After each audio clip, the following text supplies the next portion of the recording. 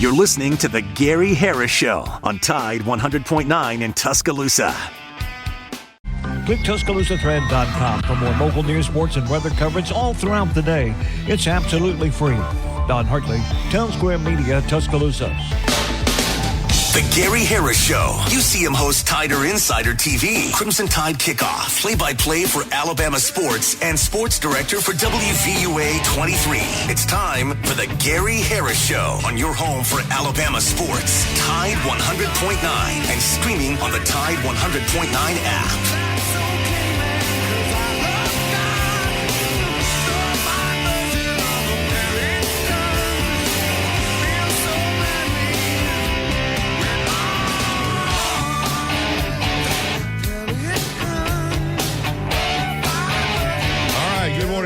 Welcome into the Gary Harris Show. It is 9:02 a.m. on Wednesday, August 7, 2024. I'm your host, Gary Harris. I'm joined this morning, as always, by Chase Brumfeld. He's manning the controls and taking your phone calls on the Pinnacle Park at North River hotline at 205-342-9904. We got a good show on tap for you today. We'll run it down here for you in just a second. We'll talk about some topics that are making news. First, though, I want to tell you, as always, this hour of the Gary Harris Show brought to you by my good friend Steve Swafford and crew at Alabama Credit Union.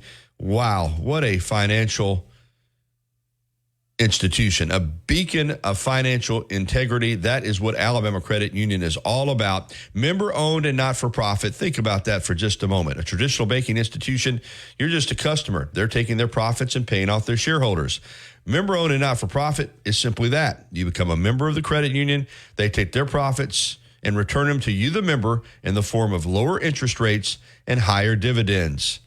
That is a heck of a lot better financial situation for you. Find out more at alabamacu.com. That's alabamacu.com. Alabama Credit Union, loans for real life. Some rules and restrictions do apply. See if you're eligible for membership. Then join today and feel good about your money and put a little extra change in your pocket. All right, Matt Coulter's back today after a week off as NASCAR finally returns this coming weekend. And Matt Coulter on NASCAR will be with us at 9:30. Then at 10:30, good friend of mine, Brett Brewer, who was a punter at Louisiana Tech and Ole Miss. And his dad, the late Billy Brewer, was a longtime head coach of the Ole Miss Rebels. And I think Coach Brewer was there from 83 through, I want to say 93, 11 seasons. And Brett and I used to work in the TV business years ago over in Mississippi. And he is an outstanding SEC football knowledgeable person to talk with. And he's going to join us 10:30. I think you'll really enjoy hearing from him. We've had him on the program before, but not very often. But really knows SEC football, knows it from the standpoint of being a coach's kid, being a former player, and now even though he's out of broadcasting and in business, still follows it very, very closely, lives in Memphis. So has obviously a great handle on Ole Miss, but other SEC programs as well. And Brett Brewer is going to join us this morning at 10:30, and we're going to kick around a lot of topics in regards to college football. So looking forward to that coming up here at 10:30. Some of the topics we're going to be hitting on: SEC schedules, Texas and Oklahoma coming into the league, high expectations in Oxford for the Ole Miss Rebels, and several other topics as well. So that's coming up at 10:30. Your phone calls, as I said, are welcome on the Pinnacle Park at North River hotline. Pinnacle Park, beautiful gated townhome community near Lake Tuscaloosa. And you can find out more at pinnacleparknr.com. That's pinnacleparknr.com. All right, let's jump into some, we're not going to do headlines, but we are going to talk about some topics making news, including, of course, one that's a big story in high school football and hit yesterday afternoon. I actually was, the videos, Chase, that are making the rounds, someone sent those videos to media people. I don't know how many media people, but I got the videos too. I did not put them out on social media the way that some did. Not that I couldn't have, but and I didn't use them on my sportscast. Video of a couple of incidents at practice that were, taken by those high video cameras of what appears to be a coach pulling off a face mask off a player. Another video of a coach shoving a player to the ground. And in that same video where the face mask was pulled off, you see another coach run in there and appear to somewhat straddle the player while he was on the ground. But Drew Gilmer is the head coach, and he has been put on administrative leave along with the school's defensive coordinator. And, it's not a great situation, obviously, with the season just right around the corner, 2 weeks from Friday. Adam Helms is the defensive coordinator. Those two coaches have been placed on administrative leave. The Hoover City School System put out a statement yesterday. The safety and well-being of our students and staff are our top priorities. Hoover City School Superintendent Dr. Kevin Maddox said in a system release, "We are taking this matter seriously and working diligently to resolve it promptly and fairly." The suspensions, according to Hoover City Schools, were made to ensure a thorough and impartial review of recent developments. In the release, the school system also vowed to keep parents apprised of the investigation and informed of any significant developments as the investigation progresses. Now, as I said, if you want to see that video that's circulating, if you probably already had it, it's all over. It's all over social media. Some people used it in their sportscast. There has been a development this morning because obviously with two coaches missing, including Drew Gilmer, the head coach, and your defensive coordinator, someone has to be in charge. And that man is going to be Chip English, who is a former head coach at Albertville and has been a head coach at Grissom High School in Huntsville. And he is going to be the interim head coach. He was the quarterback's coach at Hoover. Now he will serve as the interim head coach. Hoover actually is scheduled to open the season, I said the 23rd. They'll open on the 24th on a Saturday because they are playing in a national showcase, high school showcase down at against Western Florida. So their season will start on a Saturday in one of those national showcases, Western of Davie, Florida, as part of the Broward County National Football Showcase down there in Florida. So it's a big, big, big game for Hoover, a big national spotlight game, and you can bet now the spotlight is even going to be brighter on Hoover High School. Now, as far as what I read to you, as far as what's going to happen, the investigation has to play out, and the city of Hoover and the school system and the superintendent will have to make a determination on what they're going to do. In the meantime, you have a interim head coach, but you also have a situation, obviously, where your head coach that you just hired, two-time state champion at Clay Chalkville, and his defensive coordinator are out. So you're shorthanded on your coaching staff to begin with now, and you're going to have coaches doing different duties, and you're going to be missing two of your main coaches. You know, to sit here and tell you that won't impact your preparation would not be correct. It is going to impact your preparation. It's going to impact your players. Another thing that's come out of this, and we know how young men are, okay? We do. Coaches are very important people in the lives of young men and women who play sports. They really are. I mean, you have your parents, teachers, but I would say that coaches are just about as impactful on young people as anybody that they come across at that point in their lives. I mean, people that play sports look to their coaches, and that's good sometimes and bad sometimes. But the example those coaches set is something that stays with these young people. And these players have come out on social media, many of them, and backed their coaches. I think obviously what those players are saying based on what I read, Chase, is that we love our coaches. We love the job they've done for us. We believe in them. And I will say this, again, I don't know what's going to happen. Those clips are unfortunate because those are unfortunate incidents. I'm sure what those players are saying is that, hey, listen, those are a few seconds of a lot of coaching experiences that we have shared with our coaches, and we can promise you and assure you that that's not the norm, and they're trying to make us better. When I was growing up, and I finished high school in 82, I'll be real honest with you. Some coaches were very, very, very intimidating in the 70s and into the early 80s, and very loud and yes, sometimes to some degree physical as far as grabbing players, sometimes, especially at football practices, grabbing the face mask, jerking a player toward them, or sometimes even slapping the ear hole of a helmet. But that was a different time, and I'm not going to sit here and say that what went on then should go on now. I mean, we've evolved, and we're talking 40-plus years ago.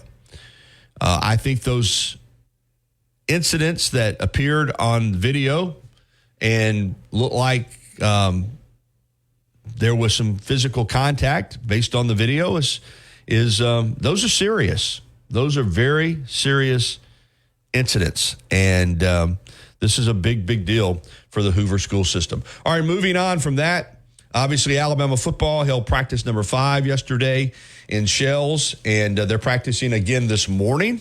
And I'm going to have to check with some people that I have out at practice to see if this is going to be a full padded practice today. They've been in shells, which of course are helmets, shoulder pads, and shorts.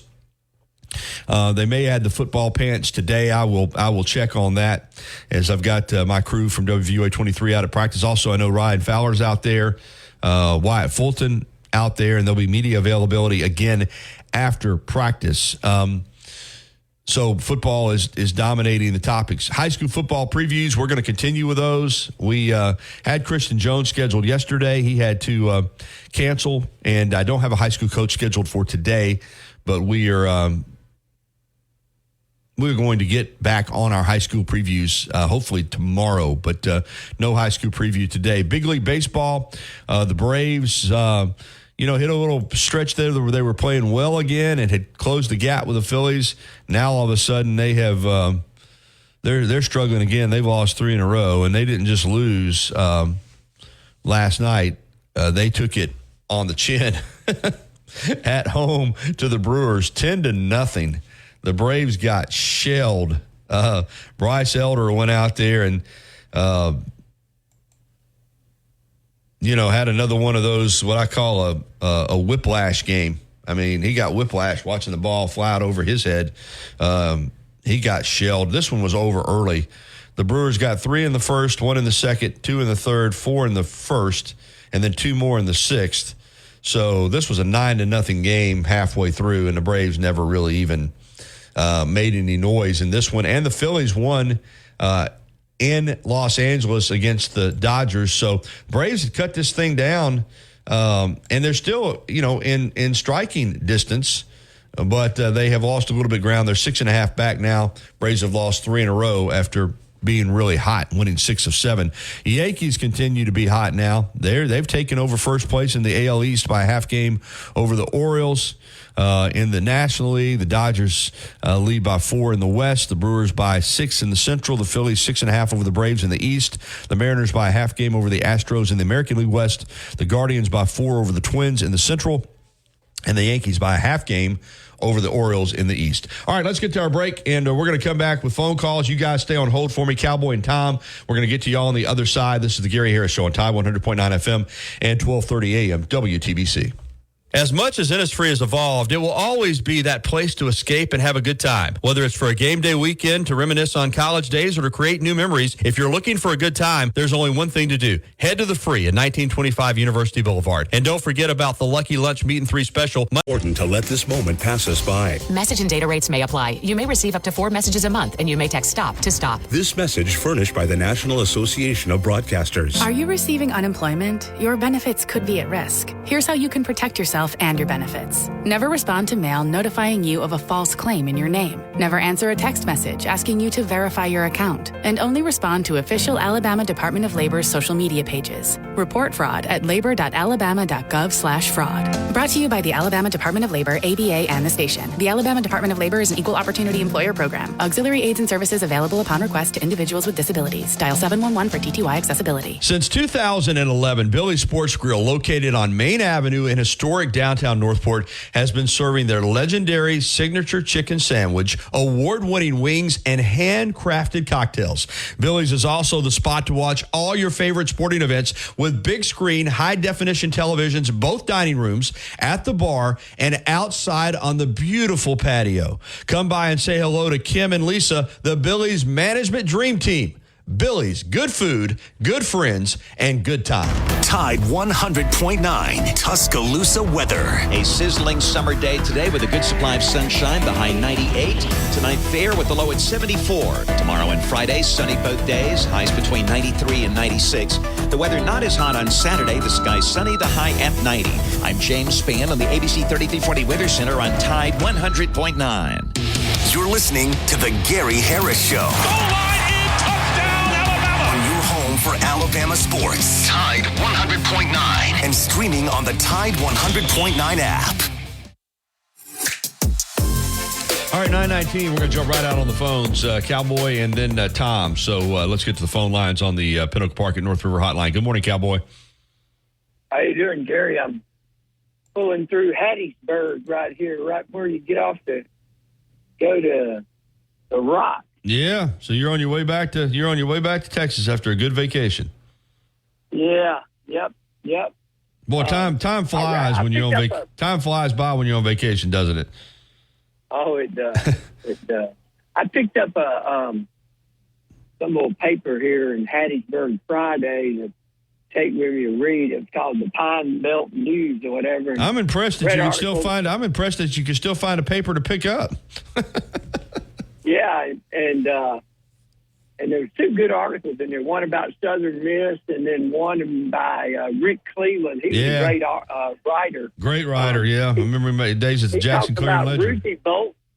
Yeah, he talked about Ruthie Bolt. Olympian, Auburn track star, yeah. 20 kids. That's unbelievable. She's got 20 kids or one of 20 kids? She was one of 20 kids. Yeah, she was one of 20 kids, yeah.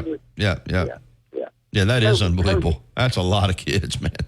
Yeah, she's back on the family farm. But on to Southern Miss, they were saying they got the most players coming back in Sunbelt. They didn't really get a lot of portal hits from people wanting their players. I guess that's either they wasn't any good or, that's what I was going to say. I don't know. Sometimes is that a good thing that nobody wanted your players and you got them all coming back and you weren't very good last year? But no, it probably is. I still think that Will Hall is a bright young coach. That is just a right now in the current climate of college football, that is a tough job. It is a tough job because their fan base expects them to compete. And I'm talking about compete with the big boys. And they did it for so many years.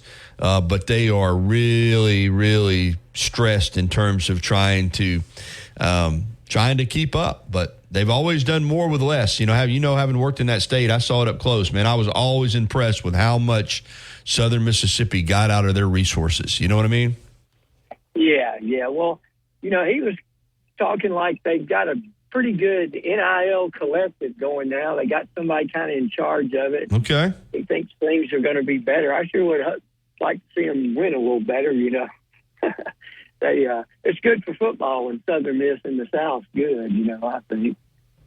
I agree because, like I said, I have a lot of memories covering that team, but also just going back to, as Coach Bryant would call them, Mississippi Southern, but how good, how tough they were for SEC teams, whether it was Alabama or LSU or Mississippi State and Ole Miss when they played them. In fact, that's why Mississippi State and Ole Miss wanted to quit playing them. I mean, it was just they'd beat them, and and it was always you knew you were going to watch whether it was Jim Carmody or Jeff Bauer or obviously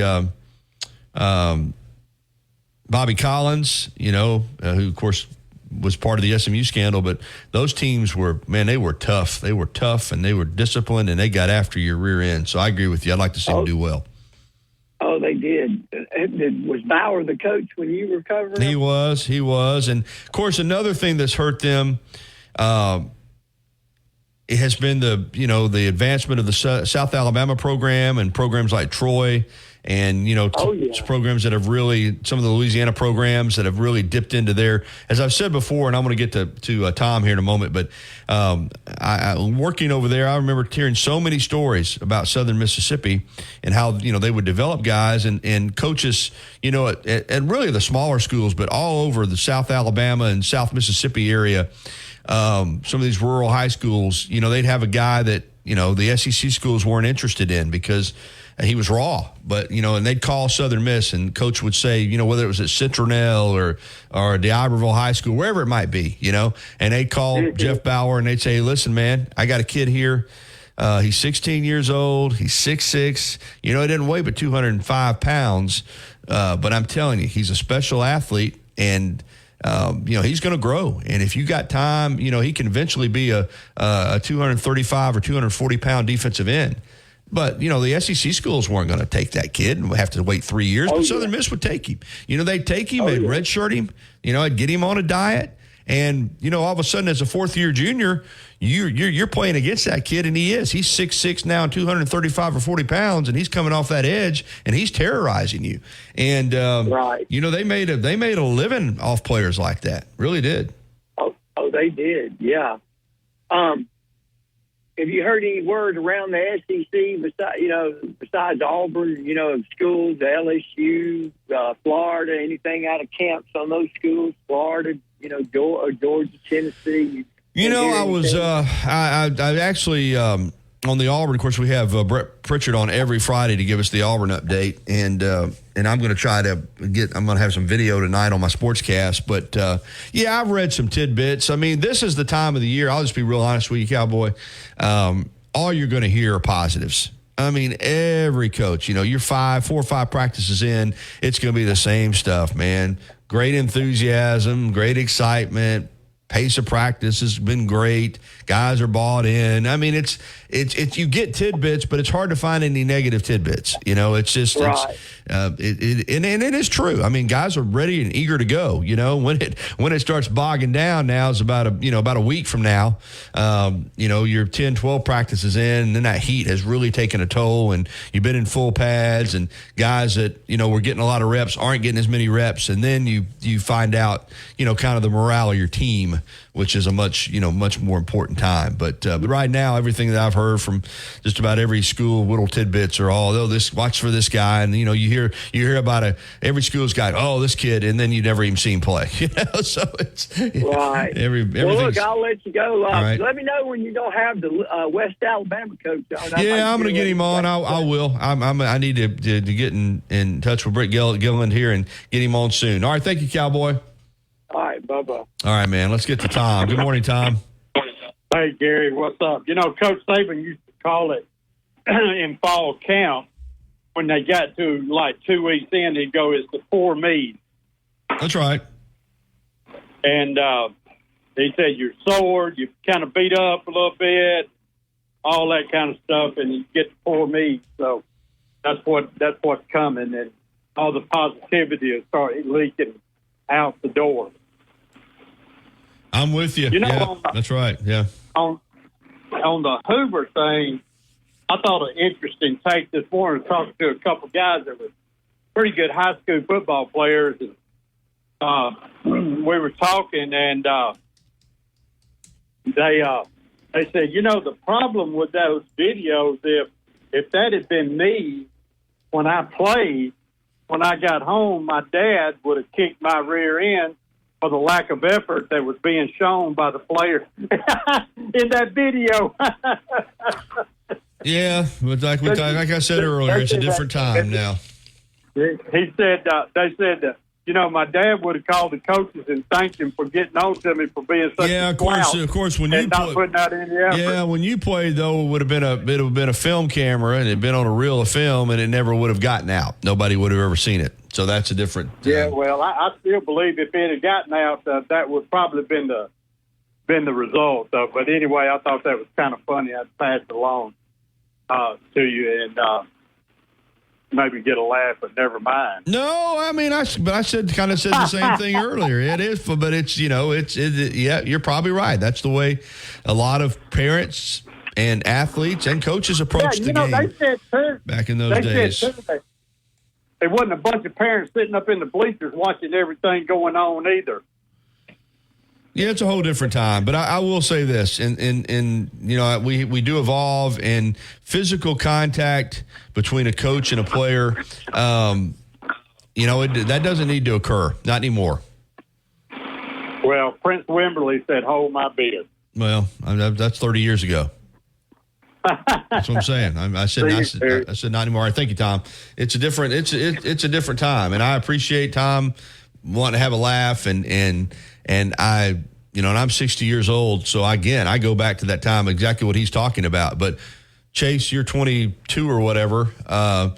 You see, I'm sure you see that video in a different fashion. You probably see it and say, and that's just completely unacceptable based on the time in which you've grown up and what you expect from coaches and teachers in the modern world. It's sad to see that because through high school, especially with athletics, you see we're taught like those type of videos, like what to do when a coach is like, physical with you, like who to contact like the principal or like the AD or any of that nature. So it's pretty like astounding that it's still going on. And for social media as big as it is, not only does Hoover see it, all of the world sees it. Mm-hmm. So it's just kind of it's unfortunate, and I'm praying for Hoover, honestly. Yeah. All right. It's 9:29. We're going to take a time out.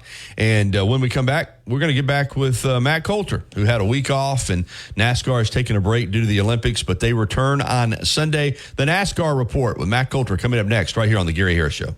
Life doesn't wait for when your finances are in perfect order. It just happens. But no matter what surprises come your way, Alabama Credit Union will be here to help make it affordable with great personal loans, mortgages, and auto loans. They offer an easy application process and fast decisions so you can stay focused on feeling good about whatever life brings your way. Alabama Credit Union will be here to help make it affordable with great personal loans. Code BETTER for 15% off your first purchase. Love it or return it for free. That's LUME deodorant.com. Code BETTER to save 15% today. Tuscaloosa's Old Colony Golf Course is an 18-hole championship layout designed by 1976 U.S. Open champion Jerry Pate. Director of Golf John Gray and fitting specialist Bob Montgomery are PGA certified. Mike Shivitz is the head professional and director of the Tuscaloosa Junior Golf Program. Call today to secure a tee time at the Tuscaloosa Championship Golf Course. Everyone can play. 205-562-3201. Old Colony is operated by Para. With the season never ends. This is your home of Alabama sports. Tide 100.9 and streaming on the Tide 100.9 app. And muscle for rank. Fuel burning fast on an empty tank. Reckless and wild. All right, 9:32. Welcome back into the Gary Harris Show here on Tide 100.9 FM, 1230 AM WTBC, the Tide 109 stream, and download the app if you haven't already done so. That Tide 109 app is just a great way to get all your great Tide sports shows, regardless of where you go. And we're really happy to bring back Matt Coulter. It's only been 2 weeks since Matt was on, but it seems like, I guess, 1 week without Matt Coulter is just 1 week too long. NASCAR is back this week, and we're back with the NASCAR report. Good morning, Matt. It might be, depends on who you ask on that one. But, yeah, it does seem like it's been at least a month. But I'm glad to have it back. And to your favor, night race. And I love the short tracks. I know you do, too. So I'm looking forward to the weekend. I really am, too. And I am excited for an evening race. I still wish it was on Saturday rather than Sunday, but gives me something good to watch on Sunday evening. The last race, to kind of give people a refresher course, was the Brickyard 400 presented by PPG at Indianapolis Motor Speedway on Sunday, July 21st. So it will be a while when this race on Sunday's run 3 weeks since the last race. Kyle Larson, of course, won that one with some controversial restart there with Ryan Blaney. And those two have had a little bit, it seems like good-natured back and forth over it, but we'll see if, they get together at Richmond. So let's pick it up. Refresher course 2 for our listeners. Jeff Payton, our NASCAR statistician, does a great job of tracking everything that Matt and I do. And currently I lead in wins at 3-1. And that's something I thought I was going to get that fourth win. It looked like it in Indianapolis with Blaney, but it didn't happen. And maybe Jeff will shoot me a text. I don't remember who picks first this week. Do you remember, Matt? I do. He sent me an email or a text last night or early this morning, and I believe I do. Okay. All right. So we'll get to that in a moment. But first, let's kind of course, NBC has the NASCAR package for the second half of the season. They also have the Olympics on all of their platforms. That's why there's been this 3-week break for people who don't know. They couldn't figure they could work at a NASCAR race in on a Sunday. But I think based on the way the season's gone, it's been an exciting season. It's had some controversy. It's had some temper tantrums. It seems like now, even though it's been a long time without a race, and I'm anxious to get back to it, it seems like this break has come at a good time, and I think been welcomed by the racers, their teams, and probably even the fans to some degree, because everybody's going to come back with a lot of excitement and enthusiasm at Richmond on Sunday night, Matt. Yeah, and you got 4 races. You got Richmond this weekend, then Michigan, Daytona, Darlington, all really marquee tracks. And then you finish up the regular season and you go in a postseason, a championship run. So, yeah, this is a critical point of the season. And what a great track to come back and get on. I'll go ahead and give you some specs on this. Yeah, go ahead and give us a track report. All right. Richmond is a 3/4-mile track, asphalt. It does not have a lot of banking. Turns are only 14 degrees. The front and back straightaways are somewhere between 2 and 8. But it's a historic track. Richard Petty won 12 times. Wow. Well, it just shows you how dominant he was in the 60s and 70s. But winningest active driver is Kyle Busch. He has 6. I'm not going to pick him. I'll tell you right now. Denny Hamlin. We could do another show on what in the world has happened to Rowdy. But anyway, there is your view from 30,000 feet on Richmond. Love this track. Love the timing. As you said, it's on Sunday night, 5 o'clock USA. Yeah, and you laid out the track well, and it's a fun track to watch a race on. I've enjoyed watching them on television. I'm sure I'm going to enjoy watching it on Sunday evening. You mentioned the banking isn't that high, and they get together on this track. Cars get together, but at the same time, they race too. And what I mean by that is it's just not a situation where they're just jumbled the whole. You can get some separation here, right, Matt? Yeah, you can. But and you and I have discussed this probably every other week since we started back at Daytona. But it's so hard to pass, even on short tracks. Yeah. It's hard to pass. Sometimes when you see Daytona, Michigan, particularly Talladega, you just kind of have to stay in line, because if you get out, suddenly you go from 2nd to 18th. But it's something that NASCAR is addressing, because especially on a track like Richmond, you like to see these guys fender to fender, passing, getting past, middle of the track, great racing all around 3/4-mile oval. So we'll see. But track position is just absolutely at its highest point in the time that I've been covering NASCAR, and it'll be very, very important in Richmond too. And one thing we're seeing because of that all year, these have been strategy races and crew chiefs. Fuel mileage. Yeah, fuel mileage races. We've seen more fuel mileage races this year than I can remember at any other year, and it's just been a lot of these races, because of the situation with the passing, are won with patience. They're won with strategy, and they're won up in the box, quite frankly, a lot of times. Yeah. And, I think that happens a lot more than we're really aware of. But this year it has just been obvious, particularly when you got a guy leading a race and he runs out of gas. And then, like what happened to Keselowski last week, or how many weeks did that ago? 3 weeks ago at Indy. It's a lot of strategy. It's always been that way. And I'll kind of toss this back to you. But with the technology we have today, the monitors, and I mean that how they can monitor the car, but also the monitors that are all over the pit box. Strategy is, you think it's a lot more as far as what happens on pit road than it used to be, right? Right. I mean, all the computers and everything and the weather, it's not necessarily taken out of the driver's hand, but there are critical decisions that are made by the crew chiefs and others that will influence the victory, I think, more than ever in the history of NASCAR. All right, Matt, and we can hit some topics too still before we close out the subject, the segment. But I think I know who you're going to pick. You've already said you're not taking Busch, so I think there's an obvious pick. You get the first pick. I'll be shocked if you don't pick who you've already mentioned him, but I'll go ahead and make the pick. Well, the reason I would even back off of that of not picking Denny Hamlin is because he won back on March 31st. But that's not going to stop me. He has 5 victories, and I've kind of ridden Denny Hamlin to a few victories in the last few years. Man, you know what? Old Matt is just having a bad year. I need a victory, so I'm going with a lot of chalk too. But you know who the favorite is? I'll tell you who the absolute odds-on favorite, which surprised me, is after I hear your pick. But I'm going to go with the 11. All right. No, I'm going to do it because I'm curious. I bet you Larson's the favorite. It's actually Martin Truex. Well, that's who I was looking at. It was funny you said that because I was looking at Truex Jr., but he's just not having a good year. I was also looking at Larson. You know, Larson's one there, and but it was funny. You took the 11. I knew you would. I'm looking at Truex. I mean, he's got a great track record here too. Been consistent. But you know, he needs a win too. Badly. So, boy, I tell you what though, Larson is been so good all year. But let's go. Let me go with Truex Jr. You took a veteran. I'll take a veteran. I'll take Truex, and you got Hamlin, and we'll see if they can battle it out there at the end.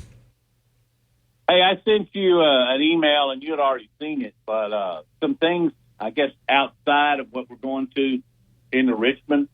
But what do you think about them playing baseball at Bristol in 2025? They're going to set it up, play a game inside Bristol, you know, much as they did with Virginia Tech, Tennessee in football, where I think they had close to 150,000 fans. But the Braves and the Reds in 2025 at Richmond. Gary, what do you think? Excited. I'm really excited. Now, I wonder if that's going to take the place of the Field of Dreams game. Is that going to be the Field of Dreams game? Because I was hoping they'd come back to Rickwood for another game, too. No, I'm excited to have a baseball game at Bristol. The Coliseum, it's a unique venue, and I think it's going to be marvelous. We played football there, so I'm excited about it, but I hope they will still do another game in a minor league ballpark, too. But, no, to answer your question, I think especially be the Braves, man, it's going to be crazy. Yeah. I mean, the selection of teams, just like when they played, Tennessee, that was very smart. Virginia's not far at all. That's another reason I'm picking Denny Hamlin, by the way, because it's his home track. Yeah. So, but anyway, I'm looking forward to it. And as long as we're on it, we've got a minute. There are some other changes that are on the horizon. Now, I'm going to take a minute and go through them, all right? Yeah, do, please. Talladega in 2025 may move to the round of 8 as far as the schedule is concerned for the playoffs, which is a big move because if you remember just a few years ago, they moved Talladega to where it wasn't the end of the stage of 12 because it's kind of a wild card race because you never know. You could have the best car out there and you could end up getting, taken out. But interesting to note that now they're going to put it in even a more critical point. And that may happen in 2025. That, of course, would be the fall race. And, man, there'll be a lot of eyeballs. There are a lot of eyeballs every time they race Talladega. But I thought that was an interesting one. But even more so, next year, Gary, NASCAR is considering venues. Now, this has been talked about, and they raced Xfinity at Mexico City. And get this, also in consideration, Montreal. NASCAR goes to Canada and Montreal. Now, they used to race in Ontario, but I thought that was incredibly interesting. And then another note, as I ramble on here, in 2026, they're looking at having a cup race in Brazil.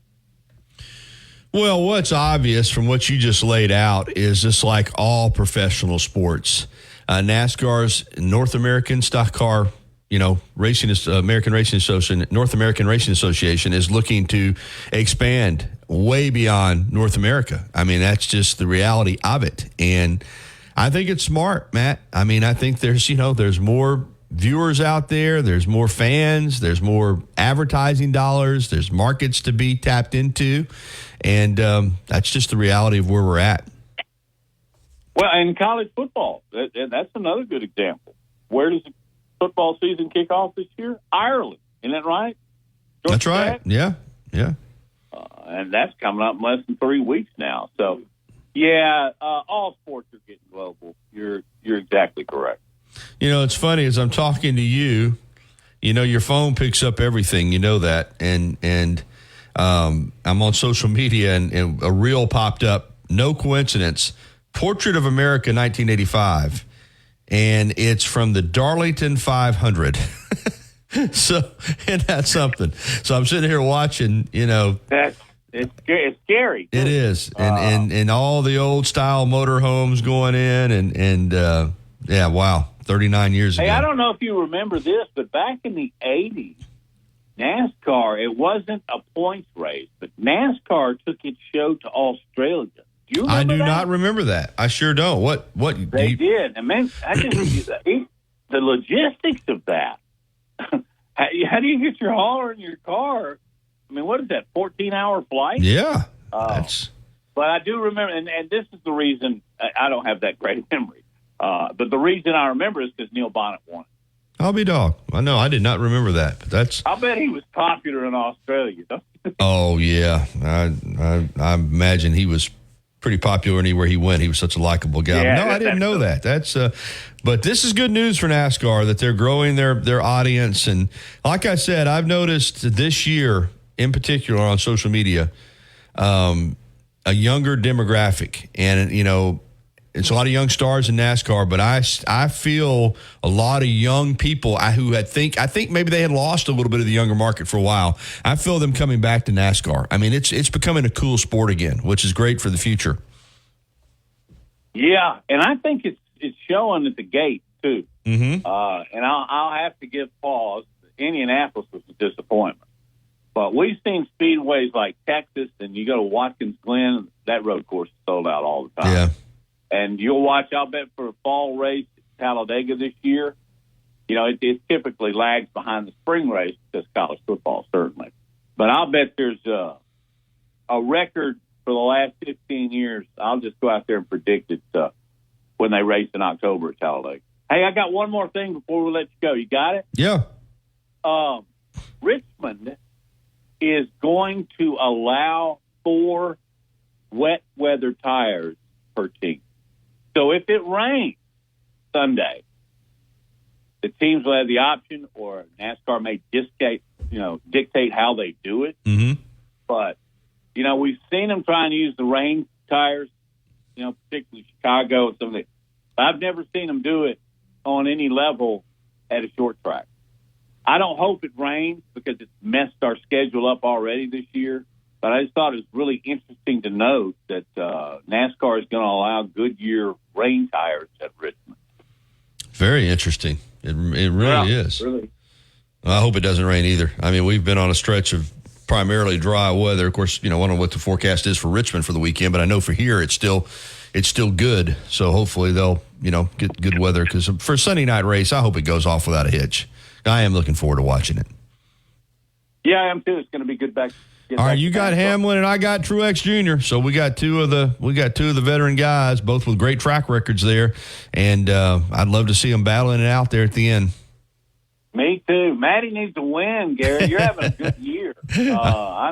I stink, but that's all right. All right, Matt. Hey, roll tide. Y'all have a great and a very blessed Wednesday. Talk to you soon. Thank you. All right, it's 9:48 here on the Gary Harris Show. Golf season obviously is in full swing, and I was able to get out to Tall Pines Golf Club on Saturday afternoon in East Tuscaloosa and play 18 holes of golf. Really enjoyed it, man. Fairways are in great shape. Greens have come in. Those new greens really coming in nicely. It's a beautiful track.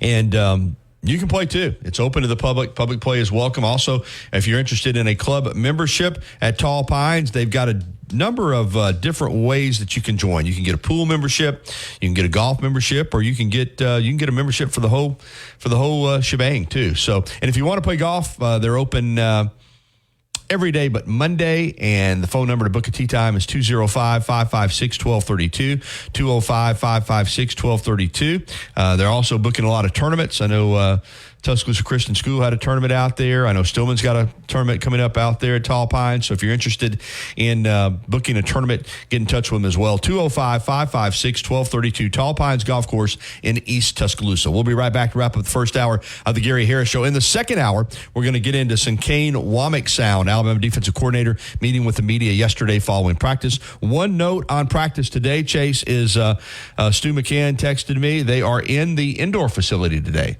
So I assume because it's it's nothing wrong with the weather, they may just want to take a break for the heat. At least they're in there for now in the air conditioning, working inside. We'll be back with more of the Gary Harris Show right after this. Coming up on The Game with Ryan Fowler. Coming up on the Wednesday edition of The Game, we're going to feature Aaron Torres. We're going to feature Bruce Marshall. We're going to talk about the handicapping side of college football. We'll do that with Bruce Marshall, one of our Vegas experts, also front and center offensive availability from coaches, players, another practice on the campus of the University of Alabama. We've got you covered starting at 2 p.m. here on The Game on Tide 100.9, 1230 WTBC, your home of Alabama Crimson Tide Sports. The longest running sports program in Tuscaloosa. The Game with Ryan Fowler. Weekdays from 2 to 6 p.m. on Tide 100.9 and streaming on the Tide 100.9 app. Los Tarascos has been serving Mexican favorites like burritos, fajitas, and quesadillas since 1999. Their new location is at 4100 Owen Parkway in Northport. And, of course, you can find Los Tarascos in Tuscaloosa at 110 Skyland Boulevard. The bar areas feature big screen television so you can enjoy your favorite sporting events. Los Tarascos features daily... Double whammy. Basically double or nothing. You earn, we match. Discover Cashback Match. See terms at discover.com/creditcard. If you haven't already, you've got to try Tuscaloosa's unique breakfast, brunch, and lunch concept, Brick and Spoon, downtown Tuscaloosa, Timerson Square. It's fresh food with a Cajun flair featuring a full bar with build-your-own Bloody Marys and mimosas. Open daily, 7 a.m. until 2 p.m., available for after-hours events, rehearsal dinners, receptions, and birthdays. They offer brunch and lunch catering. Call Brick and Spoon at 205-345-5551 for more information. Tide 100.9 Tuscaloosa weather. A sizzling summer day today with a good supply of sunshine, the high 98. Tonight fair with the low at 74. Tomorrow and Friday, sunny both days, highs between 93 and 96. The weather not as hot on Saturday, the sky sunny, the high at 90. I'm James Spann on the ABC 3340 Weather Center on Tide 100.9. On the next Inside the Locker Room with Coach Wimp Sanderson and Barry Sanderson. Tune in Thursday, 7:30. We'll go with J.C. Sherbert. We'll go around the SEC with J.C. In the second hour, Steve Skipper, who is working on a new painting of Coach Saban, will join us. Plus, we'll look to take your phone calls throughout the show. Inside the Locker Room, weekdays 7 to 9 a.m. on Tide 100.9 and Tide100.9.com. Covering University of Alabama sports, as well as the national and local scene as well. The Gary Harris Show, only on Tide 100.9 and streaming on the Tide 100.9 app.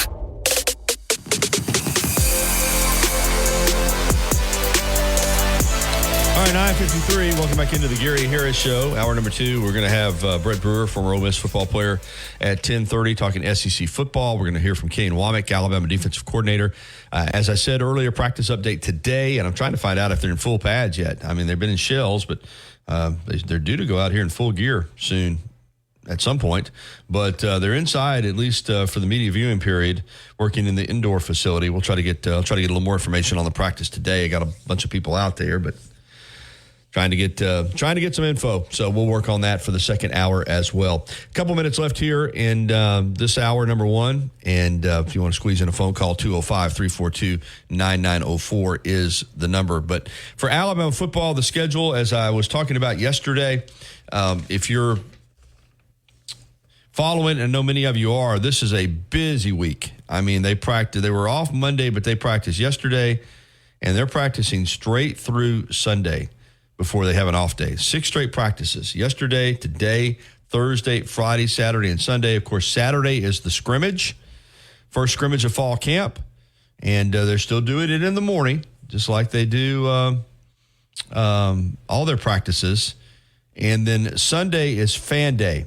And a note again on Fan Day, because I don't want you to get caught off guard. The practice is open to the public. Fan Day, as far as getting on the field and getting autographs, is not. And what I mean by that is you have to be a member of Yay Alabama, the collective. And that is how they're handling the autograph session.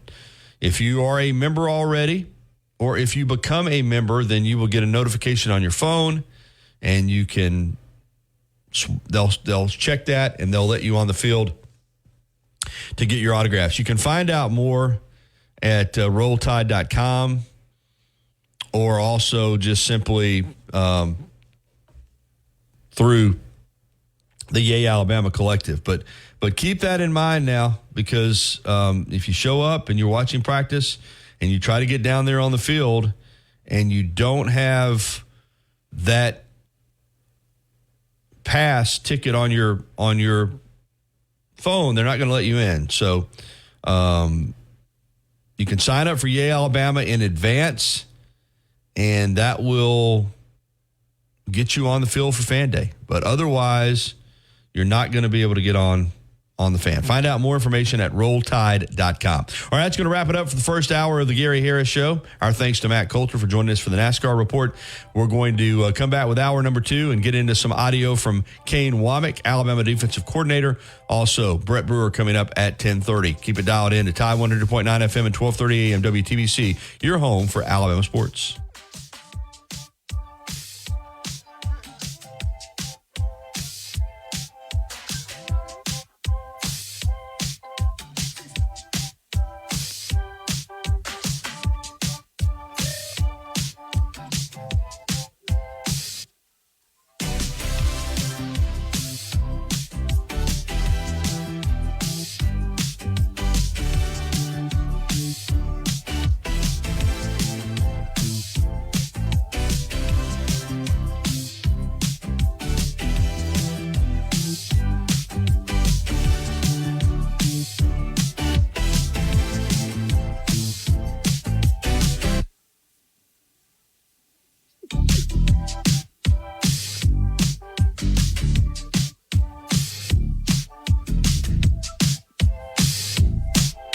Queso, sweet vinaigrette dressing, and spicy Cajun sauce. And check out our breakfast catering menu. Who's Q and Brew is open 7 days a week. We're located at 1825 McFarland Boulevard North in the Northridge Center. Serving part-time in the Army National Guard has led to a lot of firsts for me. It paid for me to be the first person in my family to go to school. That education got me to the first day at my dream job, which I can still hold while I serve part-time. That job and the home loan benefits I got from the Army National Guard helped me buy my first house. Never showed you enough love as a child? Whoa, easy there. Yeah. Applies to online activations. Requires port in and auto pay. Customers activating in stores may be charged non-refundable activation fees. WTBC Tuscaloosa and W265CG Tuscaloosa, a Town Square media station. Tide 100.9 and streaming on the Tide 100.9 app. From the Fox Sports Studios in Los Angeles, here's Nick Cope. News in the NFL. One potential landing spot for 49ers receiver Brandon Ayuk looks to be off the board. NBC Sports Bay Area reports the Patriots in San Francisco had a deal in place, and New England had a large offer to Ayuk on the table, but Ayuk was not interested in heading to the Pats. The NFL has fined the Giants and the Lions $200,000 each for the multiple fights that broke out during their joint practices this week. In baseball, the White Sox halted their losing streak at 21 games. They beat the A's 5-1. At the Paris Olympics, USA women's basketball back in action today for the quarterfinals, putting their 58-game Olympic winning streak on the line. They're taking on Nigeria at 3:30 Eastern. USA men's volleyball currently in action, taking on Poland for a spot in the gold medal match. The Americans dropped the first set. Now, this hour's West Alabama real-time news update from the Tuscaloosa Thread Newsroom. 25-year-old Keandre Lee Hawkins has been charged with capital murder in the fatal shootings of his mother, 62-year-old Antoinette Hawkins, and her 63-year-old boyfriend, McCran James Montgomery, in the 3700 block of 25th Place overnight. The Tuscaloosa City Council voiced anger at a racial slur used at Nick's original Filet House last month. 7th District Council member Cassius Lanier told the family involved he did not believe that Jack Moltz's apology was sincere. And today is the first day of class in Tuscaloosa City Schools. Get 24/7 local news coverage and sports updates when you download the free Tuscaloosa Thread app and sign up for twice daily email newsletters. The Gary Harris Show. UCM host Tider Insider TV, Crimson Tide Kickoff, play-by-play for Alabama sports, and sports director for WVUA 23. It's time for the Gary Harris Show on your home for Alabama sports. Tide 100.9 and streaming on the Tide 100.9 app. All right, hour number 2, the Gary Harris Show, right here on Tide 100.9 FM and 1230 AM WTVC. Gary Harris, Chase Brumfield with you. Phone lines are open on the Pinnacle Park at North River Hotline, 205-342-9904.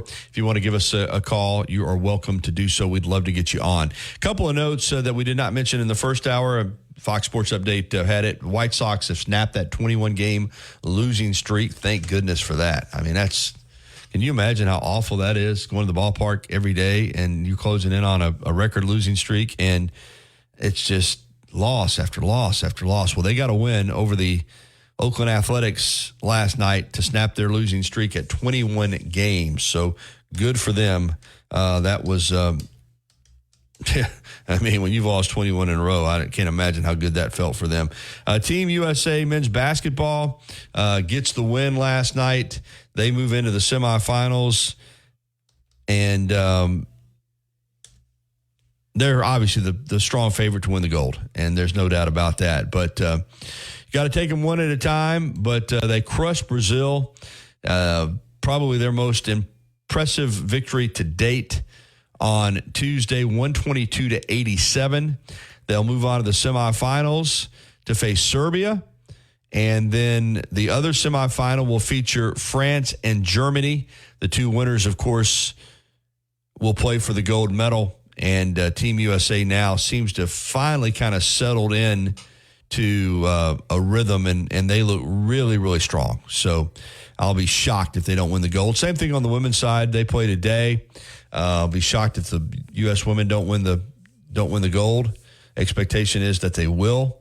Same with the men. So, of course, we've got coming up on Thursday 3 Alabama, either former or current track members, all running together in the 400 meters. So that'll be something to keep an eye on for sure. Alabama men's track and field, well represented, having 3 either current or former members of Alabama track running for the gold in the 400 meters on Thursday. So keep an eye on that. All right, let's get back to Alabama football. And yesterday was defensive day.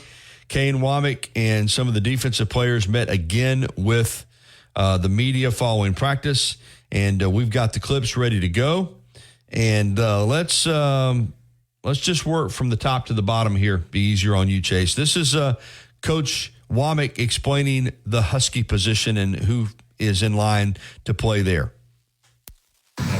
Yeah, the Husky position is such a critical spot for us because you're really asking a guy with a dynamic skill set, right, to do a lot of different things. He's got to play man, he's got to play zone, he's got to be able to rush off the edge, he's got to be able to fit in the box from time to time, and so there's a lot of things at play there.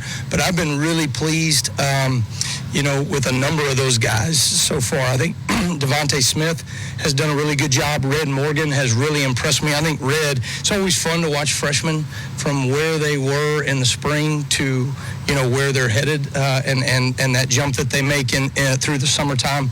I think he's probably made a huge jump in that regard. And then I've been pleased with some of the things I've seen from King Mack as well, coming from another institution, learning all the things that he needed to learn. He's really taken that extra step in the summertime here to be able to do that so that he can go execute it, at the level that we need him to. All right, staying with that theme, Coach Womack on cross-training the Husky position and, what goes into that.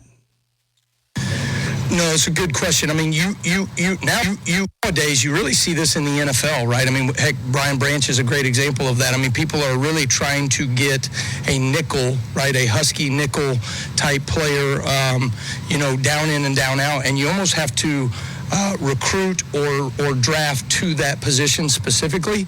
But I think, same way in the NFL, probably even more so than us, right? You always have to have the next best guy out of that room, right, that can step in anywhere. So if it's at the Husky position, if it's at the rover, safety, field, or boundary, whatever it may be, you've got to have crossover work out of that whole safety room. All right, working different guys at different positions in that secondary. All right, the next clip is on having three very talented inside linebackers, Deontay Lawson, Jihad Campbell, and Justin Jefferson, and maybe finding a way to get all three of those guys on the field at the same time. I think there's, I think when you look at that position, right, you got to find ways to get people like that on the field, right? We have three starter type players, right? And so, we're always going to look at packages and ways that we can say, okay, when they come out in this personnel grouping, we'd love to find a way to get these guys out there on the field. We are a 5 defensive back defense, right? And so for us, right, that's not going to change. That's who we are. That's what we're going to do. But at the same time, right, finding creative ways, maybe in some sub packages, to be able to get them out there would be great, and that'll be more of a game plan thing, week to week. All right, our next clip is on Q Russaw, very talented young edge pass rusher out of Montgomery, and here's Coach Womack on his progress. I think Quay has taken such a leap from playing, out of high school, we played the inside linebacker position, to now, playing the outside linebacker position in a new system this spring. I think he's made a huge jump in just the confidence level that he's playing with right now. And so when you look at him, I just think he's starting to produce and make a lot more plays because he has confidence in what he's doing. Physically, I mean, we use the term freak around here, right? But when you talk about him, I mean, that guy is truly freaky in terms of his strength and athleticism and speed. And so, he is starting to play with that confidence that we need out of that position. Another young player making a move, very young player, is the cornerback Zabian Brown. And here's Coach Womack on his progress since spring. Well, Zabian was so impressive to me coming right off the jump. I mean, to walk out of high school early, right, as a mid-year enrollee, and then to be able to play the way that he has been playing from the springtime. What I've been most impressed with him is when he makes a mistake, he gets it corrected, and I can't think of a time where I saw him make the next mistake again, that same mistake, So it's been impressive, the level that he's been able to do with that. Again, I think, I think I'm maybe overusing the word confidence here, but that's really what it comes down to with all these guys, right? Having confidence in our system, having confidence in themselves as a younger player going through spring ball and realizing I can do this at a high level and I can come play here, and I think that's what you're seeing from Zabian. And yesterday you saw a big cast on his left hand, but he was still out there getting reps, and catching the ball with his right hand. But here is Coach Womack on putting him on a pitch count, so to speak, and limiting his reps while he practices through this hand injury with a big cast on his left hand, a big wrap.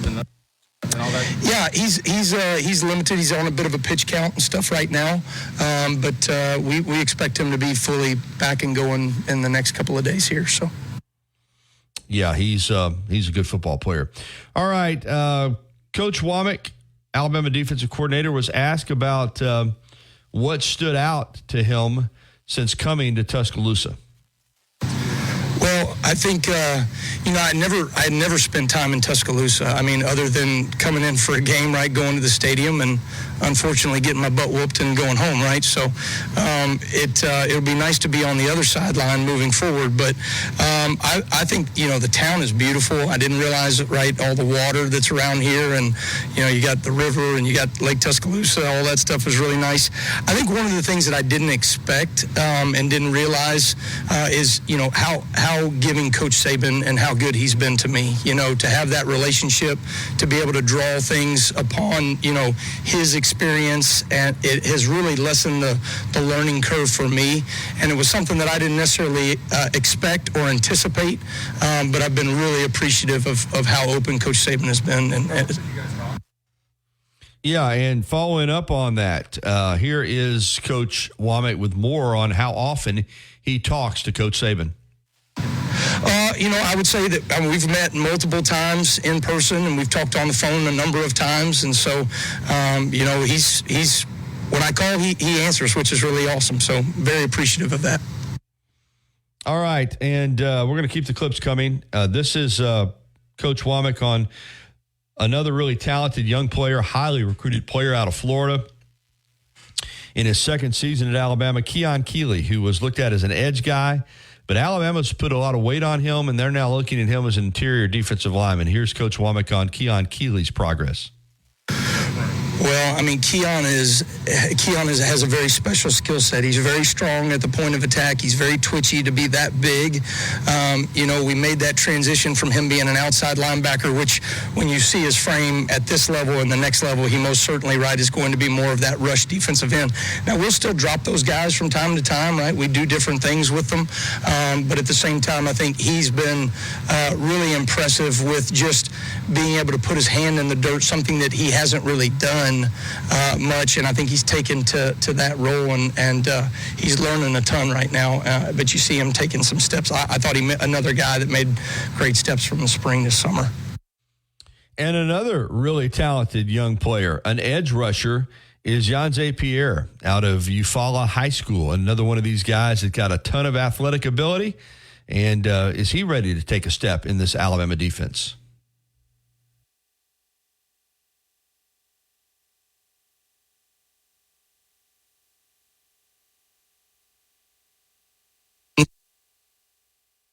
He's very fluid, you know, very smooth out of his hips. I think, you know, he can transition and pass rush really well. He can turn the corner really well. I think at the point of attack, he is getting more and more physical. In fact, he made a really great set the edge of the defense today, and the ball bounced outside, and he ripped off and made a play. Those are the things that I'm looking for him to take that next step from a physicality standpoint. You know, playing that outside linebacker position, sometimes you're really playing a defensive end position. I think he's taken some great steps in that regard. Okay, Coach Womack was asked about Chuck Morrell, who was the defensive coordinator at Washington and now is at Alabama as an analyst, but a guy that has a ton of experience with Coach DeBoer. He's coached with him at various stops. And here is a clip from Coach Womack on having Chuck Morrell on the staff at Alabama. Yeah, you know, Chuck Morrell has been awesome. You know, I obviously, through my relationship with Kalen over the years, have always known about Chuck and heard about Chuck, but getting to work with him firsthand, I mean, he is an absolute pro, a brilliant defensive mind, does a tremendous job with those linebackers. He spends a great bit of the time with those guys, and to me, like, it has been great. You know, for me, he's been with Kalen for the last 4 years, and so knowing what to expect, how we do things from a schedule standpoint, you know, he's really kind of been my right hand when it comes to all those things. But very glad that he's on the field, very glad for that rule change, because that's allowed us to do some things where he's able to work with the linebackers, you know, hands-on, and allows me to kind of be able to address some of the needs on a macro level with our defense.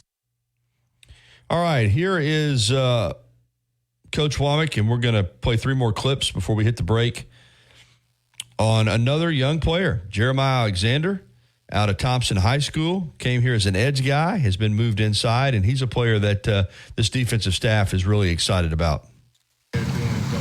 Yeah. Jeremiah has taken some great steps forward from the springtime. Been pleased with He really changed his body, lost about 13, 14 pounds.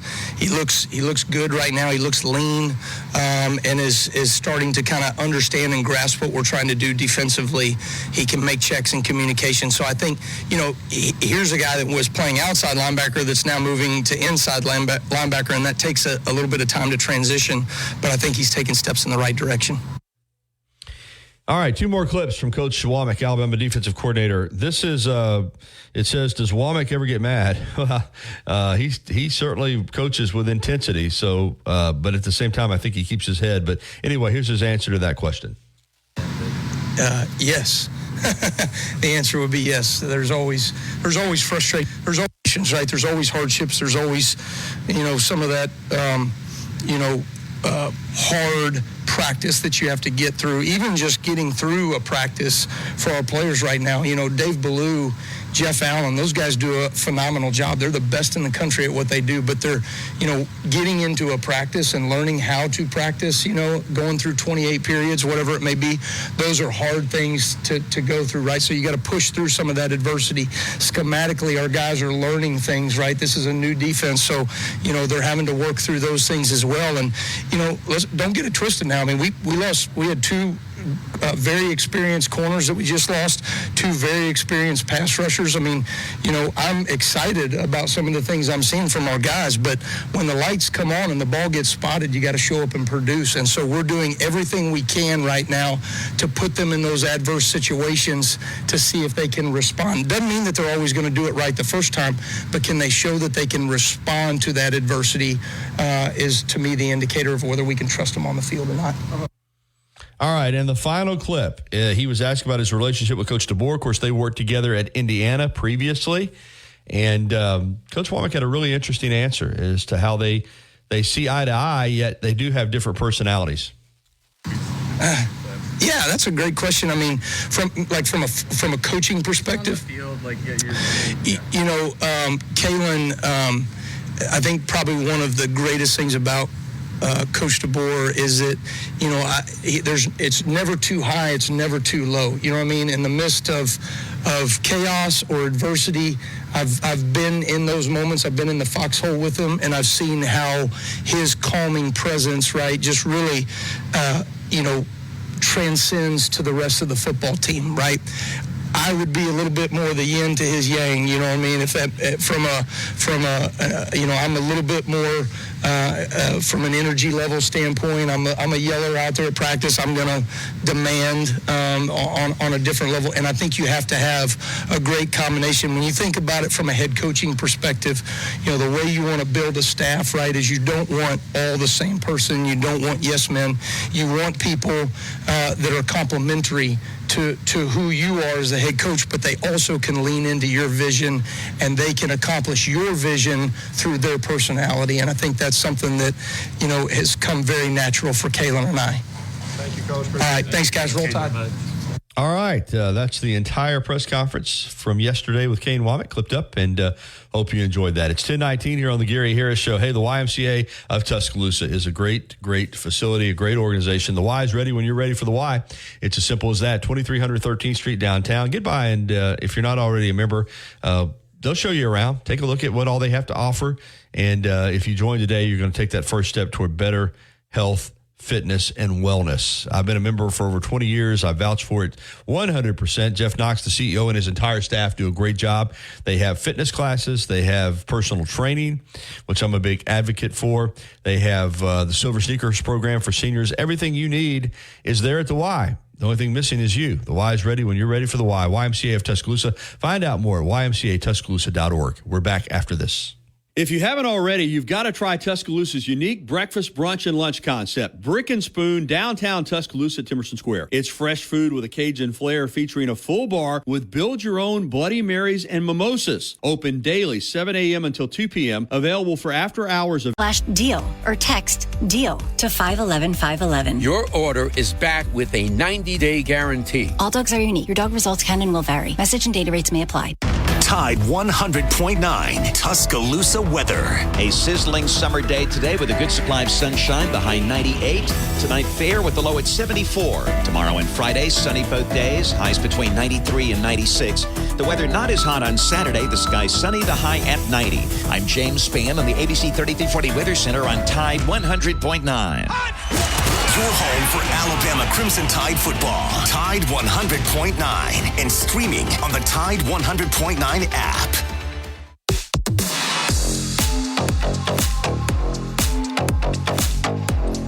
All right, 10:22. Welcome back into the Gary Harris Show. Phone lines are wide open on the Pinnacle Park at North River Hotline 205-342-9904, 205-342-9904. Love to get you on. Give us a call right now. We can get you right on the show without any hesitation because phone lines are open. In fact, George is ready to take me up on my offer. Good morning, George. How are you?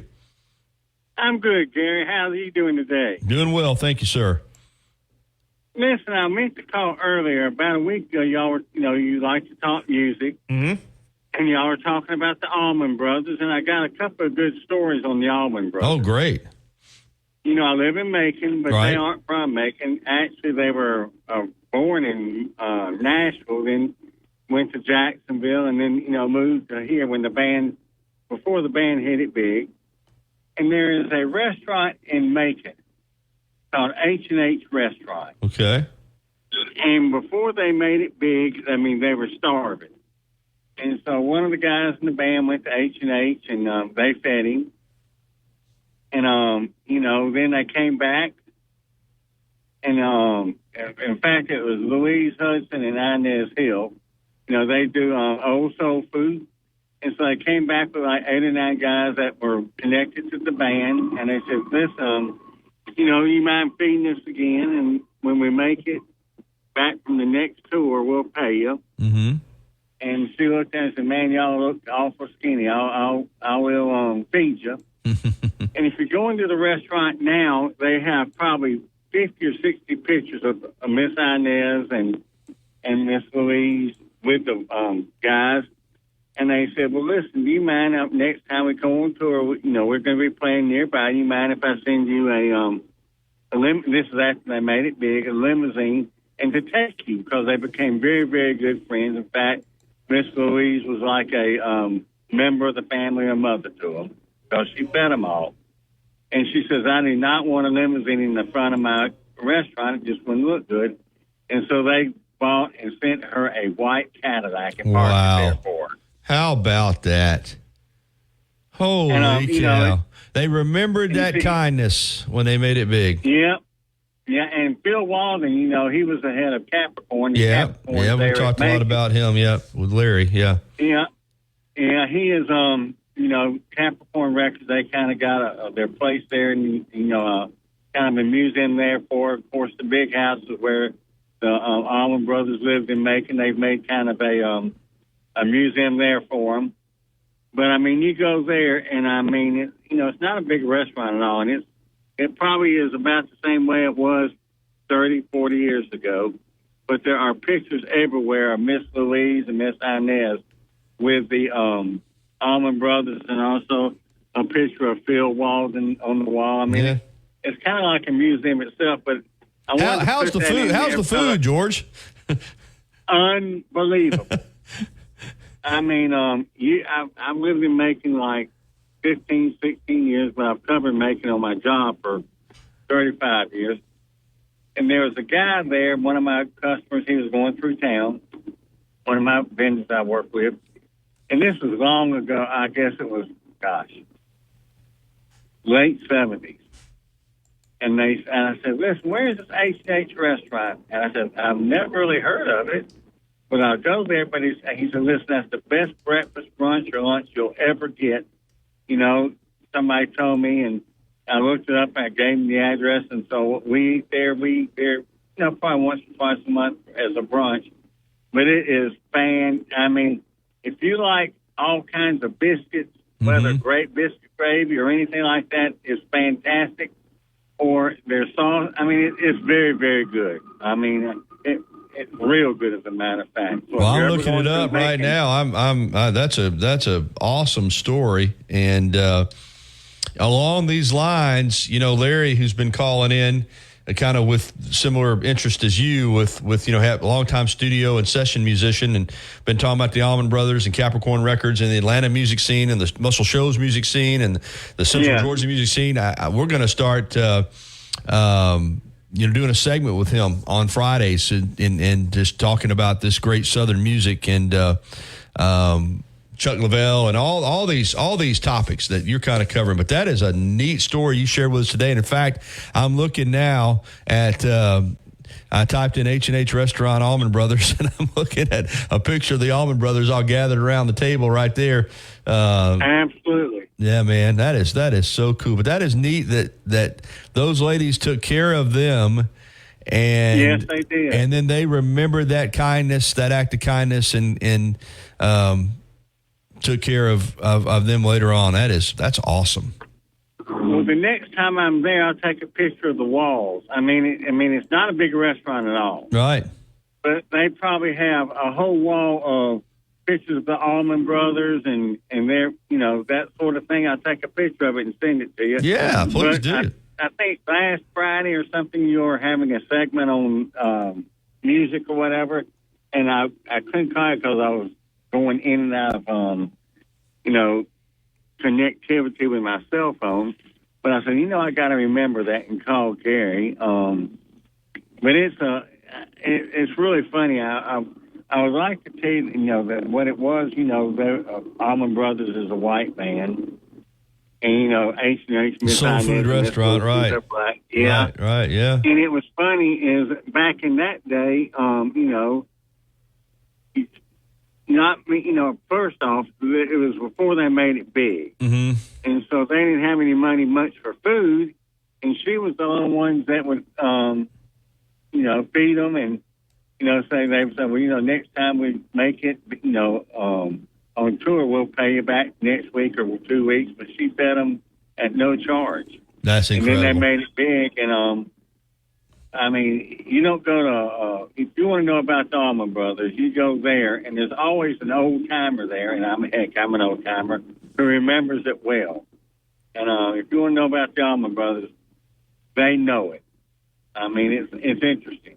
Well, that's great stuff, George, and that's going to tie in nicely to what we are going to talk about with Larry on Friday. And you call in often. It doesn't have to be about sports. Like I said, we love sports, but man, I love talking music.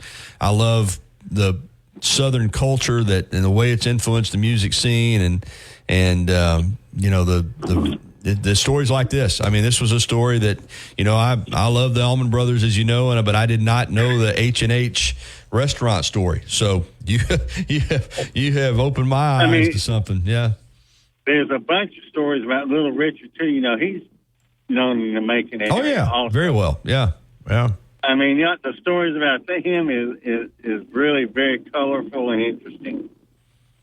Well, man, I've got to hit the break, but thank you so much, George, and that's a great story. And I'm making a note of H&H Restaurant when I'm in the Central Georgia area. If I'm back over there at some point in time, I'm gonna get by and have some lunch. I can promise you that, or breakfast, or something, and see all those pictures. Man, that's cool. One quick thing, I like the way you've been at these people who want to keep on throwing shade on Jalen Milroe is about to make me throw up, and I like the way that you're kind of making them think about how really good he is. Because I'm so tired of hearing, he can get better. Listen, he was pretty darn good last year. Yeah, he was. And like I said, if he gets better, then he's going to be in New York for that Heisman Trophy ceremony. From soft bun, you can really taste the sweetness in every bite. The Maple Bun is bringing the fun. Order the Maple Pepper Bacon Sandwich on the Chick-fil-A app today. Available for a limited time. Real guests paid for their testimonials. You see him on WVUA 23 covering sports and on Tider Insider TV on Tuesday nights. Don't miss a minute of the Gary Harris Show. Weekdays from 9 to 11 on Tide 100.9. All right, 10:33. Welcome back into the Gary Harris Show. And we're going to jump back out on the Pinnacle Park and North River Hotline and welcome in our guest, Brett Brewer, former Louisiana Tech and Ole Miss punter.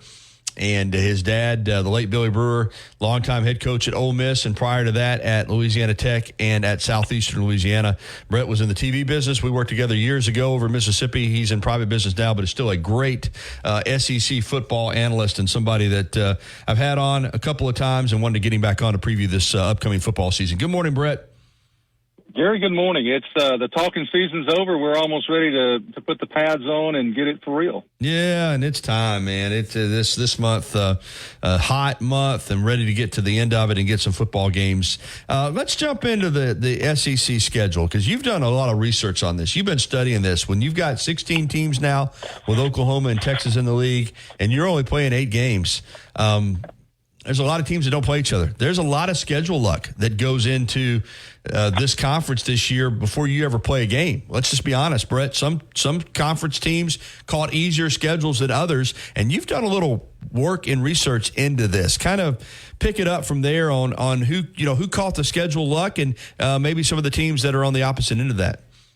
Well, I looked at not only the SEC, I looked at the Big Ten as well with the 4 new members they had coming in. And it's really interesting how some of these schedules hit and whether you got a really tough schedule or whether you got an easier road. Florida, of course, got the most brutal schedule of all. They at a conference, they're playing Florida State, UCF, and Miami, all in their in the state of Florida, which is going to be big rivalries. But their last 5 games are Georgia, Texas, LSU, Ole Miss, and Florida State. That's just brutal. Georgia, for the first time, has got a pretty tough road. They've got Clemson to open up the season, and they end up at Georgia Tech at the end. And then they're at Bama, at Texas. They play Florida at home, at Ole Miss, and Tennessee at home. So I don't know if they're going to navigate an undefeated season this year. Bama's one of the few teams in the SEC that plays, I think they're the only team that play 5 straight SEC games without a break. And then they play, Georgia, UT, Missouri.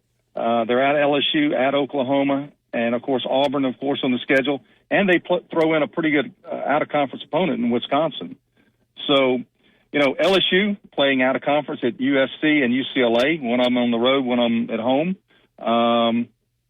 They've got a pretty good schedule, but I think they can manage theirs. Ole Miss at Texas A&M, Bama at home, at Florida, and then Oklahoma at home.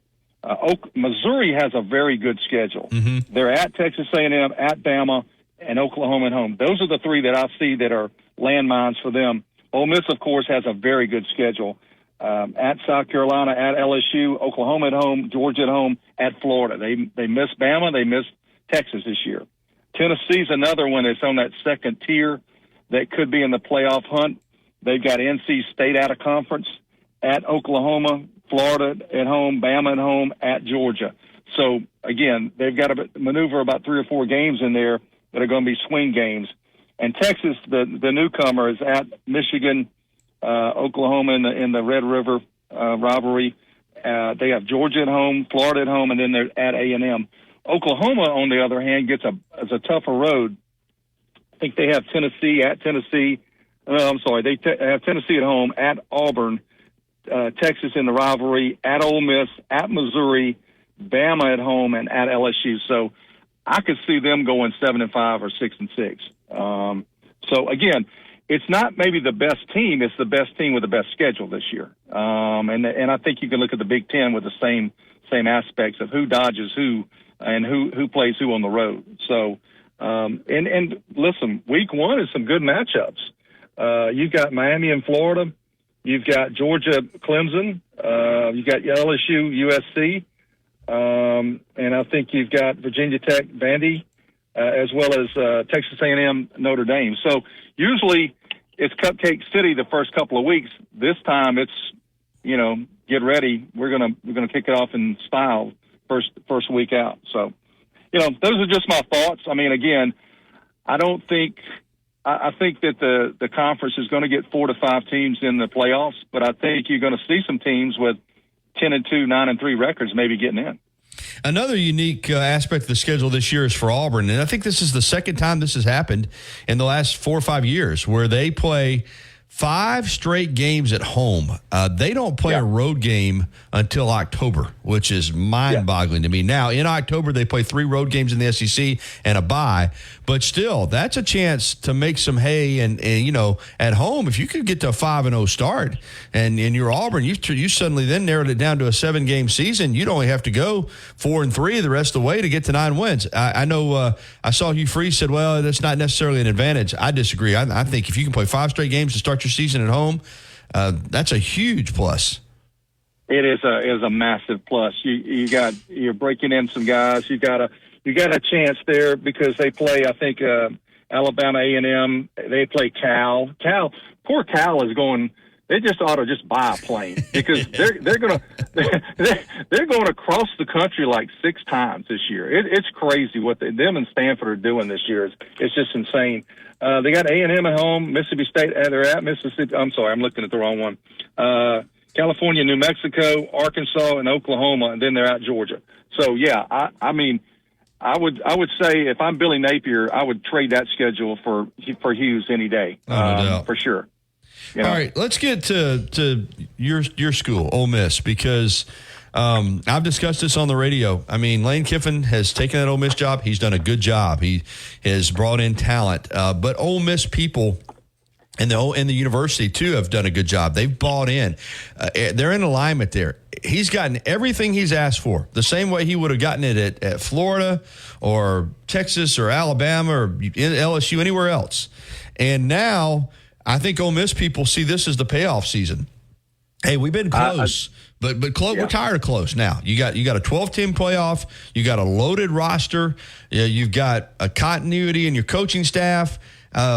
I think the feeling is, hey, we've given you everything you've asked for. Now you got to pay it off. So it's a great opportunity for Ole Miss because they've got a really good football team. And I also a little bit of pressure, I think, on Lane Kiffin to really come through and get into that 12-team playoff and also really be competitive and have a chance maybe to get to Atlanta as well, where Ole Miss has never gone since the SEC went into divisions in 1992.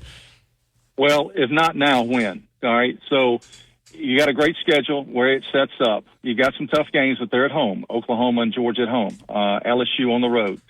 Everybody else is pretty manageable, okay? And you've got a cupcake city with teams like Middle Tennessee, Georgia Southern, Furman, and at Wake Forest. That's a 4 that I'd love to have on a schedule anytime.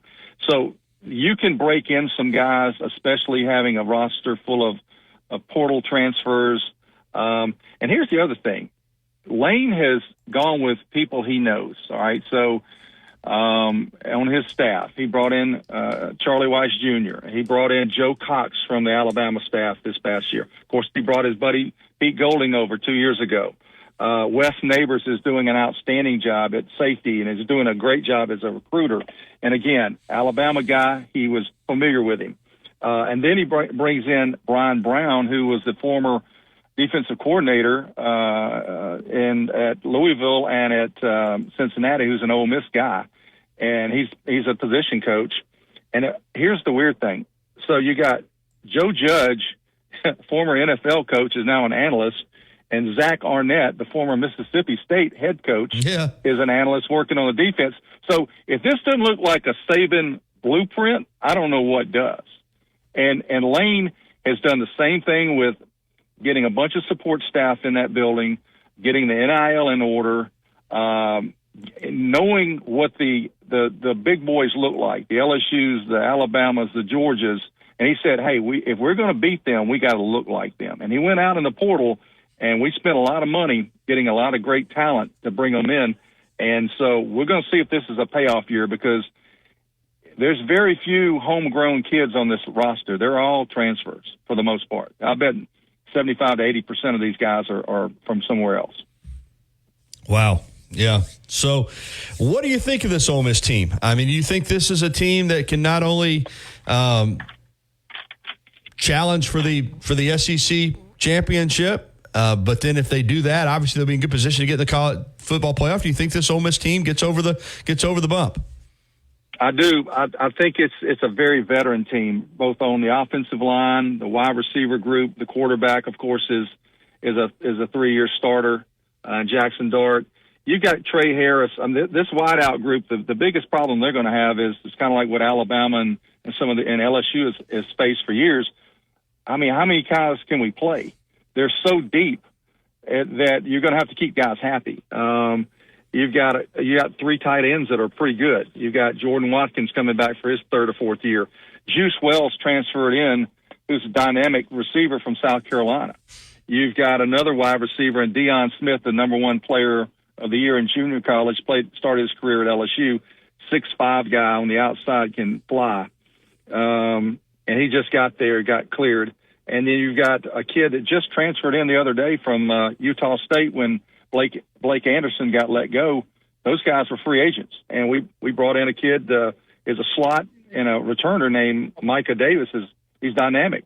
So, 3 running backs. 1 kid came out of Miami of Ohio, Rasheed Amos, a big kid. He's a thumper. Since you lost, our big guy from last year has gone to Ohio State. They replaced him with like 3 or 4 guys. That's what they wanted to do. Logan Diggs came from LSU, running back. And then you've got a kid that came from Miami who was at Ole Miss before, Henry Parrish, who's a good player. And then, of course, the returner is Ulysses Bentley Jr. So they're loaded on the offensive front. They're trying to find the right pieces on the offensive line, and they've got people to pick from, which they didn't have before. They only had like maybe 6, 7 guys in a rotation before. Now they've got a good 10, maybe 11 guys, and it's going to be good competition. So it's game on. And, of course, on the defensive side, Pete Golding has made all the difference in the world, both from a scheme and just a confidence factor. But everybody on that defense is basically a transfer. Jared Ivey came from Georgia Tech. J.J. Pegues came from Auburn, defensive tackle. Walter Nolan, the number 1 guy in the nation, defensive tackle, came out of Texas A&M. And then you've got Akilo Stone is another transfer at defensive end. And they got Florida's number 1 guy at defensive end, Princely. I can't even pronounce his last name, to be honest with you. I'm not even going to try it. And then the one area that they've been really weak in was linebackers. And so they went out this year and got 2 transfers. One kid is from the state of Alabama, T.J. Daugherty. I think it was T.J. He went to Clemson. He changed his name. He went with his mom's name. And then Pooh Paul from Arkansas. So, again, guys have played a lot of snaps at other places. They are good players, really good players. And like you said, they went all in on this. They revamped their defensive line, their linebacking core, and their safety, and their defensive backfield. So, in fact, one of the kids is from Alabama, Brandon Turnage, who's an Oxford kid, transferred back as a depth piece. So, I'm excited. The specialists are good. This is a veteran team. It's a deep team. I think they have a lot of confidence.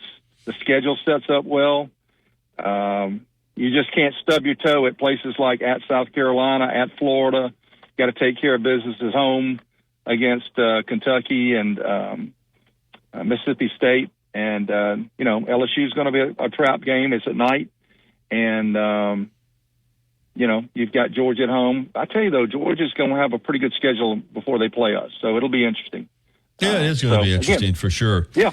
When you look at the SEC, Brett, overall, of course, a lot of focus is going to be on the 12-team playoff and how many SEC teams can get in. What's your feeling? Is it 3? Is it 4? Is there a scenario where you could even get 5? Okay. I think it's 4 with an outside shot at 5, depending on how we just brutalize each other on the schedule. Okay. Again, you're going to have to take care of business. I do think that. If I had to pick 3 today that said those are in Georgia, Texas, and Bama, then you've got Ole Miss and Tennessee right there on the next tier. Mm-hmm. Okay, but they may have, and then Missouri. So schedule-wise, Missouri and Ole Miss may slide in there better than the top 3 because of schedule. And as long as they can, the good thing is most of these teams have started out in the polls pretty high, mm-hmm. And I think that. you're after last year's disaster with Liberty just getting their doors blown off in that bowl game. That group of 5 teams really going to have to show that they're a pretty good special team to get an invite, because that was ugly. I mean, they just got taken to the woodshed, and everybody goes, "Oh, they're undefeated." Well, they stepped up in class, and we saw what happened. So for those who want the little guy in there all the time, be careful of what you wish for. For sure. Modern day football program building. You've already alluded to it with Ole Miss, the way they, approach the portal. And, I mean, it seems more so than ever because, when we were coming up, it was you building a program. That's exactly what it meant. I mean, the coaches understood if they came in, particularly a program that was down, that it was going to be, take some time, and fans understood that too. And it was in pieces, and you tried to build it. And I remember a coach told me one time, you take over a poor program, the 4 steps are lose big, lose close, win big. You're looking at a 4-year type of deal. Now it's year to year, isn't it, Brett, pretty much? Oh, it's not only year to year, it's semester to semester. I mean, it's day to day. Again, like I said, we got a kid just a week ago that was going to play at Utah State. He had no chance, and then boom, he's available. And so you have to take advantage of the situation. And now with the NIL and what's going on with the NCAA and everybody going to get paid, your scholarship limits really are 105 now, because that's your roster size. Okay, so you can bring in 105 guys on some type of scholarship, or somebody's paying their way. And so it's almost like what Nebraska was doing back in the 80s when they were redshirting about 100 guys on the sideline. It's really interesting though, because it's such a delicate balance of bringing in a really good competition but keeping everybody happy, because they know they can go down the street and get paid and start from somebody else. And so, and you saw what happened with Texas A&M last year. That thing just imploded with Jimbo and those guys.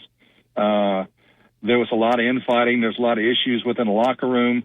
And it is a very, very tight rope to walk for coaches now of saying, yeah, I'm taking this guy and he's going to be a 4-year guy. That is almost hard to even say anymore. And I think that your coaches saw some handwriting on the wall. Roy Williams, Mike Krzyzewski. I think Saban saw it. I think he said, I've been able to adapt long enough, but now it's out of my hands. It's in the agent's hands. It's in the family's hands. They're listening to the wrong people. And these kids are just jumping at the first chance of an extra dollar. And that's not always a good thing. Brett, great stuff, man. Appreciate it, and looking forward to getting you on again soon. Listen, y'all have a great one, and I always enjoy coming on with you, pal. Thank you, buddy. Brett Brewer, former Ole Miss punter, and breaking down the SEC football as we get ready for the 2024 season. All right, we got one more segment to go here on the program, then we'll turn it over to T-Town Sports Daily. This is the Gary Harris Show on Tide 100.9 FM and 1230 AM WTBC, your home for Alabama sports. Coming up on The Game with Ryan Fowler. Coming up on the Wednesday edition of The Game, we're going to feature Aaron Torres. We're going to feature Bruce Marshall. We're going to talk about the handicapping side of college football. We'll do that with Bruce Marshall, one of our Vegas experts. Also front and center offensive availability from coaches, players, another practice on the campus of the University of Alabama. We've got you covered starting at 2 p.m. here on The Game on Tide 100.9, 1230 WTBC, your home of Alabama Crimson Tide Sports. The longest running sports program in time. Low credits and qualifying new line for well-qualified customers plus tax and $35 device connection charge. Contact us before canceling entire account to continue remaining bill credits end if you pay off device early. See details at T-Mobile.com. Tide 100.9 Tuscaloosa weather. A sizzling summer day today with a good supply of sunshine, the high 98. Tonight fair with the low at 74. Tomorrow and Friday, sunny both days, highs between 93 and 96. The weather not as hot on Saturday, the sky sunny, the high at 90. I'm James Spann on the ABC 3340 Weather Center on Tide 100.9. Need to know what's going on with the Crimson Tide? Then subscribe to our YouTube channel for exclusive content on your home for Alabama sports. Tide 100.9 and streaming on the Tide 100.9 app. All right, 10:56. We're getting ready to lead you into T-Town Sports Daily. Wyatt Fulton and Chase Brumfield. Wyatt is back from practice. Wyatt, kind of lead us into your show with a quick practice update. I know they were inside the facility today, but in full pads. Yeah, first day of full pads. I spent a lot of time watching the quarterbacks, the tight ends, the offensive line, and the wide receivers. If you can't tell, we got a much better look at the offense today because if you go out to the practice field, we're able to see much of the defense. But today, the defense was down on the other end of the field. So we were able to see a lot of the offense today. Watched a lot of the wide receivers. There was some good reps between the quarterbacks and the tight ends, working on downfield pass catching, coming into motion, and then, kind of running a little bit of a wheel route up the sideline. So it was really good to see. I think they're making a lot of good progress. It sounds like that they're really high on Josh Cuevas, the transfer tight end from Washington.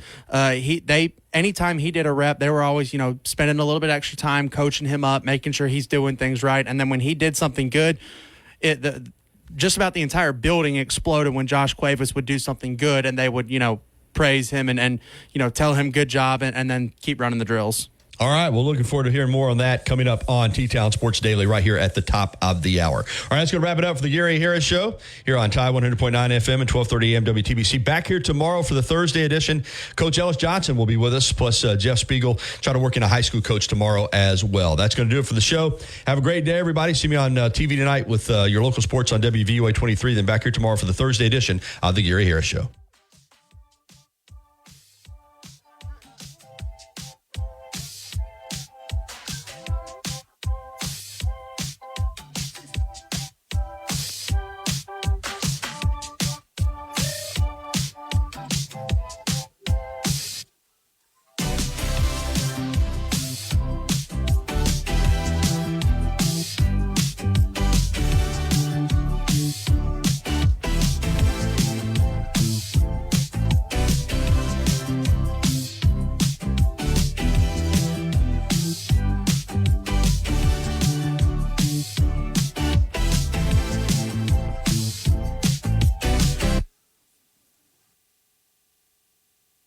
Thank you for listening to the